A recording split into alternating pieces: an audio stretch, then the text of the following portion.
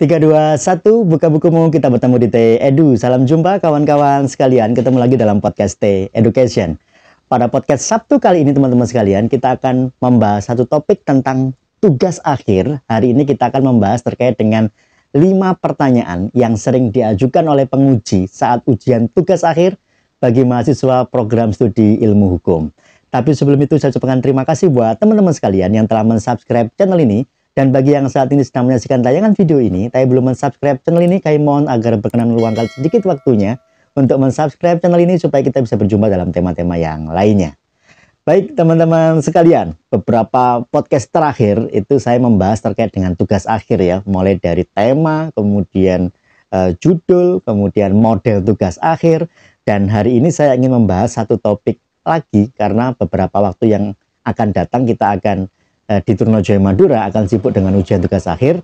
Nah, saya akan memberikan beberapa referensi 5 pertanyaan yang sering diajukan oleh penguji tugas akhir bagi mahasiswa program studi ilmu hukum. Nah, ini saya tidak membahas secara substansinya ya teman-teman sekalian. Saya tidak membahas tentang pertanyaan substansi apa yang sering diajukan untuk salah satu judul tugas akhir, tidak. Saya membahas 5 pertanyaan yang umum. Pertanyaan umum apapun substansinya ya. Beberapa dosen penguji ini akan memberikan pertanyaan biasanya terkait dengan 5 hal ini.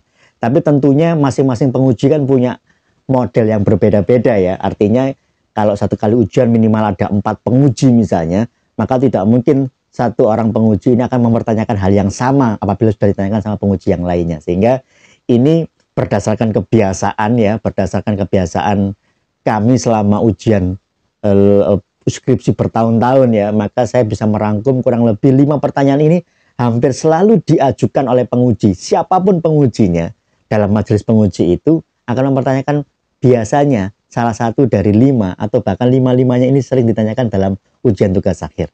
Apa itu? Yang pertama paling sederhana teman-teman sekalian, biasanya penguji ini nanya yang sederhana-sederhana dulu, yang simpel-simpel dulu. Dimulai dari apa? Paling jelas dimulai dari judulnya. Nah, maka dari itu dalam beberapa tips saya yang sebelumnya membahas tentang tugas akhir, saya selalu memberikan saran. Jangan bikin judul yang aneh-aneh gitu ya. Jangan bikin judul yang benar-benar eye-catching. Memang judulnya sangat wow gitu ya. Urgensi, kemudian eksistensi dan lain sebagainya. Karena dosen biasanya, penguji biasanya akan mempertanyakan judul ini. Kenapa harus pakai istilah ini? Kenapa tidak pakai istilah ini? Saya dulu dalam skripsi menggunakan kata eksistensi. Kemudian saya menggunakan kata urgensi. Kemudian beberapa teman menggunakan kata kompleksitas gitu ya, kata-kata efektivitas dan sebagainya. Kata-kata yang sebetulnya itu dapat diterjemahkan dengan menggunakan bahasa Indonesia dengan baik dan benar. Tapi kadangkala kita tidak menggunakan istilah itu supaya apa? Supaya skripsi kita biar kelihatan keren gitu ya, menggunakan bahasa yang dicampur-campur antara Indonesia dengan bahasa Inggris. Nah, saran saya selalu sama, kalau memang bisa diterjemahkan dalam bahasa Indonesia, maka pergunakanlah bahasa Indonesia saya. Ya, karena apa? Karena dosen biasanya akan mempertanyakan. Kadangkala teman-teman sekalian, skripsi ini judulnya sangat rancu sekali. Jadi orang ini akan memahami yang berbeda ketika membaca judul saudara. Judul tidak boleh lebih dari 10 kata gitu ya, maksimal 12 kata sebetulnya. Tapi semakin panjang judul itu, maka semakin orang akan mempertanyakan apa kira-kira isinya. Semakin singkat judul itu, orang juga akan mempertanyakan kira-kira apa isinya, apakah sama dengan yang dibayangkan oleh penguji ataukah ternyata berbeda maknanya. Ada contoh misalnya bimbingan skripsi saya, nanti akan saya bahas dalam ulas skripsi, membahas tentang ekosida. Judulnya sangat singkat sekali, ekosida dalam sudut pandang hukum pidana. Orang pasti akan tertarik untuk mempertanyakan apa ekosida itu yang pertama. Yang kedua, apa dalam hukum pidana? Apakah mempertanyakan ekosida merupakan kualifikasi tindak pidana? Ataukah mempertanyakan apakah ekosida dapat dipertanggungjawabkan dalam hukum pidana? Ataukah pertanyaan yang paling sederhana, ekosida itu apa sebetulnya? Ya, ini yang apa namanya konsekuensi dari judul yang singkat. Kadangkala judul itu panjang dalam ilmu hukum ya. Judul itu akan panjang ketika mencantumkan undang-undangnya dalam judul. Ya, nama aturannya misalnya efektivitas, ini sekali lagi pakai lama, efektivitas penjatuhan pidana denda dalam tindak pidana korupsi sebagaimana dimaksud dalam Undang-Undang nomor 31 tahun 99 tentang tindak pidana korupsi sebagaimana diubah dengan Undang-Undang nomor 20 tahun 2001 tentang perubahan atas bla bla bla bla. Pasti akan panjang judulnya. Sehingga oleh karena itu biasanya teman-teman sekalian kalau kita bicara bentuk karya ilmiah yang berbeda ya, jurnal misalnya, dalam jurnal tidak disarankan nama aturan ini masuk dalam judul. Kenapa? Karena pasti akan panjang namanya. Karena nama undang-undangnya sendiri kadang-kala sampai berbelas-belas kata ya, apalagi undang-undang itu undang-undang perubahan karena pasti akan menyebutkan undang-undang aslinya. Nah, oleh karena itu biasanya diganti saja, bukan nama aturan, diganti saja penjatuhan menurut undang-undang tindak pidana korupsi, selesai. Undang-undang yang mana itu? Nah, bahas di dalamnya. Menurut hukum pidana Indonesia, yang mana hukum pidana Indonesia ini banyak sekali. Nah, kadangkala teman-teman sekalian, penguji juga punya pemahaman yang berbeda-beda tentunya kan. Kadangkala penguji mempertanyakan judul itu, ini maksudnya apa? Menurut undang-undang, menurut hukum Indonesia ini yang mana? Hukum pidana Indonesia ini yang mana? Ada banyak hukum pidana Indonesia. Kadangkala ada penguji yang menyarankan agar masukkan aja nama undang-undangnya di dalam judul. Nah, kadangkala ada yang menyarankan seperti itu. Tapi perlu diingat, judul juga terbatas kata-katanya. Kalau saudara memasukkan nama atau judul aturannya, judul undang-undangnya dalam judul saudara, maka judulnya akan sangat panjang sekali. Dan ini sudah tidak sesuai dengan ketentuan aturan di dalam penyusunan tugas akhir. Sehingga yang pertama seringkali ditanyakan adalah tentang judulnya. Apakah judul saudara ini memiliki makna ambigu? Apakah judul saudara ini punya lebih dari satu variabel sehingga ini mau membahas tentang apanya ini? Membahas tentang kualifikasi tindak pidananya, atau membahas pertanggungjawaban pidananya, atau membahas tentang prosedur hukum acara pidananya. Nah, sehingga judul tidak boleh lebih dari dua variabel ya, cukup satu variabel saja, atau dua variabel yang itu dapat dijawab dengan rumusan masalah pertama dan kedua. Nah, judul juga tidak disarankan menggunakan bahasa-bahasa yang aneh-aneh gitu ya, sehingga judul itu mudah dipahami, sehingga membantu kita ketika ada pertanyaan, kira-kira judul ini tentang apa? Atau pertanyaan paling gampang dosen penguji adalah, kenapa mengambil judul tentang ini? Alasan utama tema kita ngambil ini tentang apa biasanya? Itu yang pertama. Yang kedua teman-teman sekalian, ada penguji yang seringkali di awal pertanyaan ujian sudah mempertanyakan, coba lihat rumusan masalah saudara. Rumusannya tentang apa? Misalnya saudara menjawab, ada dua pak rumusannya ini tentang ini. Oke, lihat kesimpulannya. Nah, kadang-kadang ada yang langsung shortcut seperti itu. Lihat kesimpulannya. Baca kesimpulannya garis besarnya. Apakah kesimpulan itu menjawab pertanyaan rumusan saudara atau tidak? Nah, ini kan gampang-gampang susah. Rumusan masalahnya tentang A. Apakah pidana denda efektif diterapkan dalam tindak pidana korupsi? Rumusan masalahnya itu. Kesimpulannya tidak membahas tentang pidana denda sama sekali. Bahas tentang korupsi tetap tinggi dan lain sebagainya. Hubungannya apa dengan pidana denda? Walaupun niat saudara hanya menjelaskan, buktinya Pak, pidana korupsi makin tinggi, maka pidana denda tidak efektif dijatuhkan. Tapi kan tidak merujuk ke situ. Nah, saudara bisa mengganti dengan kesimpulan, pidana denda dijatuhkan tapi jarang dilakukan atau jarang diterapkan dalam tindak pidana korupsi. Sehingga bukan tidak efektif, tapi jarang dilakukan pidana dendanya. Nah, kadang-kala ada penguji yang seperti itu, membandingkan antara rumusan masalah dengan kesimpulan untuk menguji konsistensi penulisan saudara, apakah kesimpulan ini menjawab rumusan masalah atau tidak, karena seharusnya kesimpulan ini menjawab rumusan masalah. Oke ya, sudah dua. Ini yang pertanyaan paling gampang saja ini. Satu tentang judul, dua tentang rumusan masalah dibandingkan dengan kesimpulan teman-teman sekalian. Nah, ketiga tentang metode penelitian. Nah, metode ini banyak sekali ya. Di antaranya kenapa saudara milih tentang metode normatif atau dogmatis, kenapa milih sosiolegal atau empiris dan lain sebagainya. Nah, saudara harus bisa menjawab dengan baik dan benar ketika terkait dengan metode penelitian. Oke, yaitu yang ketiga. Lebih spesifik lagi adalah ketika saudara menggunakan penelitian empiris atau penelitian lapangan. Ini sudah pernah berkali-kali saya sampaikan, kalau saudara penelitian lapangan pasti ada justifikasi lokasi. Ini yang seringkali saya pesankan buat mahasiswa. Penelitian di kabupaten atau di Polres ini, pertanyaan paling simpel adalah, kenapa harus di Polres itu? Saudara bisa menjawab dengan ilmiah ini, artinya saudara nggak bisa menjawab, ya karena rumah saya di situ Pak, ya karena saya dulu magangnya di situ Pak. Wah, itu bukan jawaban yang ilmiah dan tidak pernah dibenarkan ketika ujian skripsi. Nah, jawaban ilmiah seperti apa yang diinginkan oleh penguji ketika ada pertanyaan, kenapa milih lokasi itu? Jawaban dikehendaki adalah, misalnya saudara membahas tentang angka kejahatan tindak pidana narkotika misalnya di Polres, lingkungan Polres Polrestabes Surabaya misalnya. Harus saudara bisa membantu menjelaskan karena kejahatan narkotika di Polrestabes Surabaya tertinggi pertama di Jawa Timur misalnya. Ini nggak mungkin dibantah kecuali saudara ngomong angka, karena angkanya tinggi tapi nggak nyebutkan berapa tinggi itu. Nah, tinggi itu dibandingkan dengan siapa? Dibandingkan dengan apa? Seringkali mahasiswa mengatakan, kenapa milih kabupaten A? Karena angka kejahatan tinggi, Pak. Tinggi saudara bandingkan dengan kabupaten yang mana? Nah, kalau hanya ngomong tinggi, dok, ya yang lain juga tinggi sebetulnya. Saudara ngomong angka kejahatan di kabupaten A tinggi, Pak. Berapa angkanya? 100.000. Saudara sudah meneliti nggak dengan kabupaten di sebelahnya? B, C, dan D? Belum, Pak. Lalu saudara bagaimana bisa mengatakan tinggi kalau tidak tahu kondisi di sebelah-sebelahnya?